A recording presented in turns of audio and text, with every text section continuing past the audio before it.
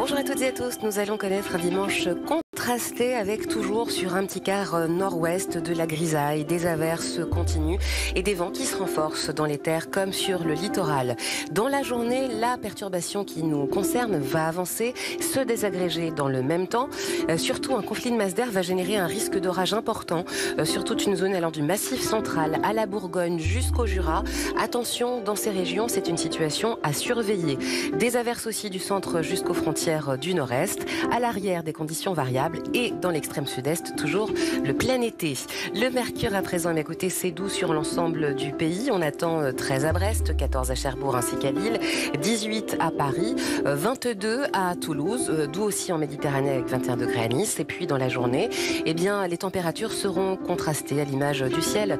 19 le long de la Manche, 23 dans la capitale, ça baisse dans le sud-ouest, 26 à Bordeaux et ça reste chaud à l'avant de la perturbation avec jusqu'à 34 degrés à Grenoble. Bonne journée à vous.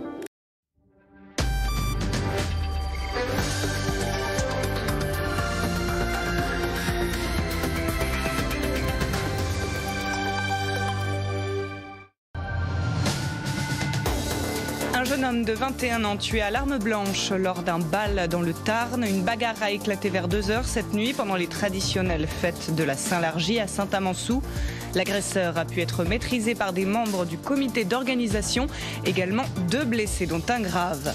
Le marché Henri Barbus de Levallois près de Paris détruit par un incendie la nuit dernière. 4500 mètres carrés partis en fumée, 160 pompiers mobilisés, une centaine d'habitants évacués à ce stade. On ne sait pas si c'est un incident criminel ou accidentel.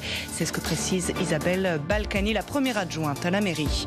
Il faut que les laboratoires mettent en place des stocks concernant les médicaments indispensables. C'est ce que réclament une vingtaine de médecins et professeurs hospitaliers dans une tribune publiée ce matin dans le JDD. Dernièrement, des pénuries ont été signalées. Un week-end de commémoration après la libération de Bormes-les-Mimosas hier, celle du camp de Drancy en région parisienne aujourd'hui. Plus de 60 000 juifs français y ont été enfermés avant d'être déportés. Hier, un hommage a été rendu aux 50 membres du dernier convoi. Un symbole fort en matière de lutte contre le réchauffement climatique. En Islande, une plaque doit être inaugurée cet après-midi à la mémoire du premier glacier disparu. Il a été englouti par les hausses de température il y a 5 ans.